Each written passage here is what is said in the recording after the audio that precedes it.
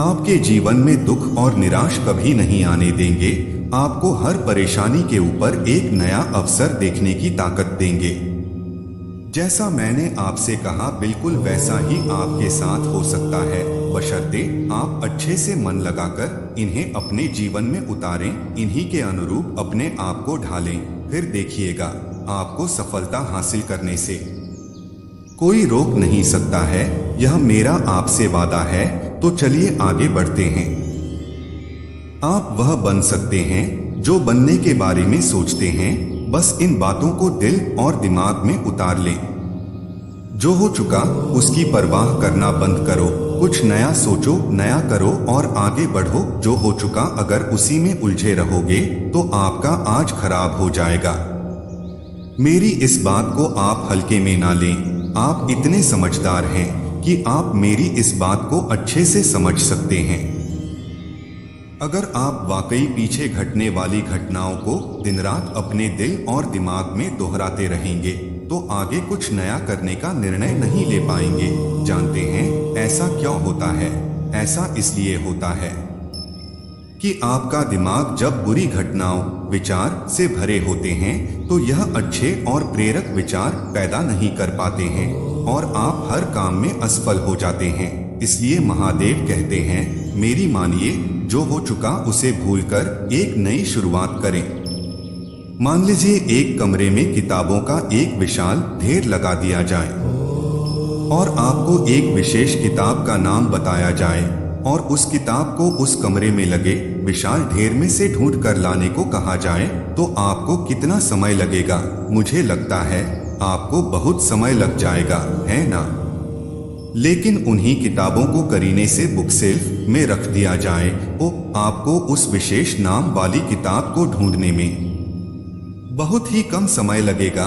मेरी इस बात से आप सहमत हैं कि नहीं? मुझे लगता है आप सहमत हैं। जिस तरह से किताबों की ढेर से कमरा भरा है, ठीक उसी तरह से हमारा दिमाग विचारों के ढेर से भरा हुआ है।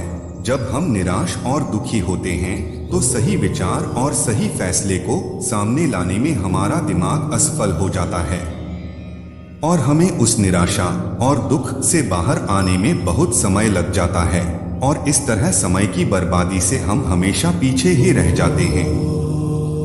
अगर आप अपने विचारों के ढेर को करीने से बुकसेल्फ की तरह दिमाग में रखें तो किसी भी परेशानी में हमारा दिमाग सही विचार और फैसले सही समय पर हमारे सामने लाकर रख देगा। ऐसा करने का सिर्फ एक तरीका है, बस आप हर सुबह मेडिटेशन करना शुरू करो, क्योंकि मेडिटेशन में वह पावर है जो आपको अंदर से कुछ कर गुजरने की ताकत देती है, आपके दिमाग में चलने वाले उथल पुथल को शांत करती है और सही रास्ता दिखाती है, सही निर्णय लेने की क्षमता पैदा करती है। आपको जागना होगा और इस भ्रम को मिटाना होगा कि तुम कमजोर हो, तुम कभी न मरने वाला आत्मा हो, तत्व तुम्हारा सेवक है, तुम तत्व के सेवक नहीं हो। यदि आपकी परिस्थितियों पर अच्छी पकड़ है तो जहर उगलने वाला भी आपका कुछ नहीं बिगाड़ सकता। शिक्षा क्या है? क्या यह किताबों से मिलने वाली विद्या है? नहीं। क्या यह नाना प्रकार का ज्ञान है? नहीं, यह भी नहीं। जिस संयम के द्वारा इच्छा शक्ति का प्रवाह और विकास वश में लाया जाता है और वह फलदायक होता है, वह शिक्षा कहलाती है। अगर आप अपने जीवन और सफलता की डोर किसी और की उम्मीद पर छोड़ देते हैं तो यह जीवन की सबसे बड़ी भूल है। भगवान ने आपको अपनी बुद्धि और विवेक दिए हैं ताकि आप खुद पर भरोसा रखकर आगे बढ़े और सफलता हासिल करें। अगर आप खुद पर और अपनी योग्यता पर विश्वास रखते हैं तो आज नहीं तो कल आपको सफलता जरूर मिलेगी। यदि आप अपनी सफलता की उम्मीद दूसरों से लगा रखे हैं तो आप असफल होने के लिए तैयार भी रहें। मैं यह नहीं कहता कि आप किसी चीज से उम्मीद न रखें, बल्कि मैं इस बात पर जोर देता हूं, आप किसी भी चीज से उतनी उम्मीद रखें जितनी टूटने पर भी आप मजबूती के साथ खड़े रहें और एक बार फिर नई शुरुआत कर सकें। महादेव कहते हैं, आप जिस भी काम में हाथ डालते हैं आप हर बार फेल हो जाते हैं, और फेल होने के डर से आप कुछ नया शुरू करने से कतराते रहते हैं। आपका पूरा जीवन इस डर में ही निकल जाता है कि आपने अगर कोई नया काम शुरू किया तो वह भी फेल हो जाएगा। मैं आपको विश्वास दिलाना चाहूंगा कि आप हार मानने के बजाय हर काम को सही तरह से करने का निर्णय लें और तब तक करते रहें जब तक आपकी सांस चलती रहे। अगर आप इस तरह का निर्णय ले लेते हैं तो आप हारने के बाद भी एक विजेता कहलाते हैं। वह विजेता जो कभी हार नहीं माना, पूरा जीवन जीतने में लगा दिया।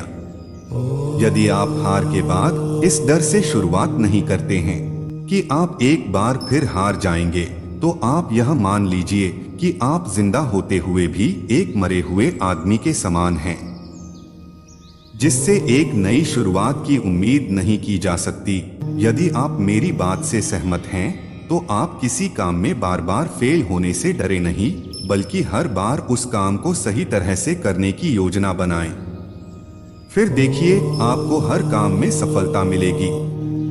अगर आप चाहते हैं कि आपका हृदय पवित्र हो और उसमें भगवान का वास हो, तो आपको बस यह करना है कि आप दूसरों की मदद करें, किसी की निंदा ना करें। अगर आप किसी की मदद के लिए हाथ बढ़ा सकते हैं तो जरूर बढ़ाएं। अगर नहीं बढ़ा सकते तो अपने हाथ जोड़िए, अपने भाइयों को आशीर्वाद दीजिए और उन्हें उनके मार्ग पर जाने दीजिए। महादेव कहते हैं, क्या आप गलती हो जाने पर खुद को कोसते हैं?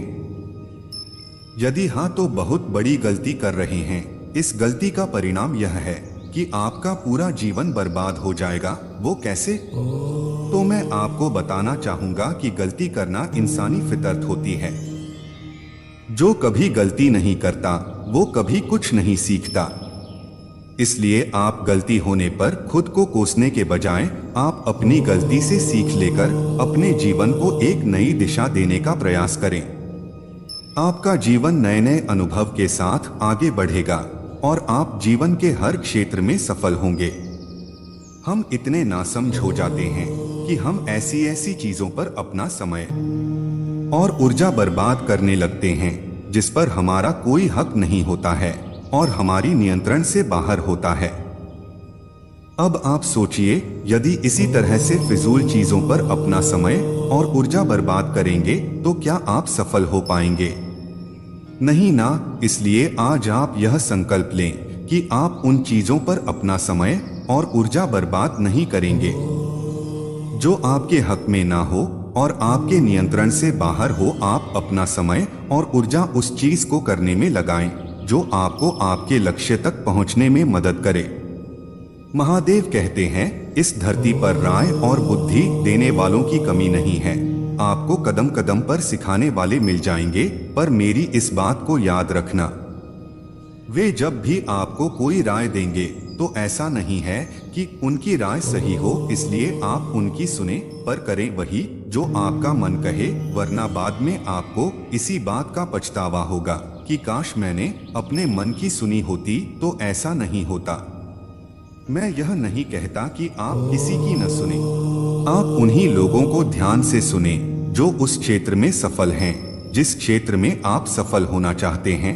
क्योंकि जब कोई सफल व्यक्ति आपको कुछ सुनाएगा तो उसकी बातों में वह सच्चाई और स्पष्टता होगी जिसकी आपको सफल होने के लिए जीवन में जरूरत पड़ेगी। अगर ऊपर बताए गए सभी विचारों को आप अच्छे से अमल करेंगे तो सफलता के रास्ते में आने वाली कठिनाइयां कम हो जाएंगी और आप जोश के साथ आगे बढ़ते जाएंगे। यह मेरा आपसे वादा है। महादेव कहते हैं, यदि आप बढ़ बोले हैं तो आप ठहर जाइए, क्योंकि अधिक बोलने वाले लोग अपनी एनर्जी और दिमाग दोनों खराब कर लेते हैं, जिसके परिणामस्वरूप वे अपनी एकाग्रता और किसी काम को करने की ऊर्जा दोनों खत्म कर लेते हैं और जीवन भर सिर्फ बोलकर ही खुद को साबित करने की कोशिश में लगे रहते हैं। मेरी मानिए और आज से ही बोलना कम करो। ज्यादा बोलने से एनर्जी और दिमाग दोनों खराब होता है। इसलिए आप अपनी एनर्जी और दिमाग की ताकत को अपने लक्ष्य को हासिल करने में लगाओ। आप सफल हो जाओगे।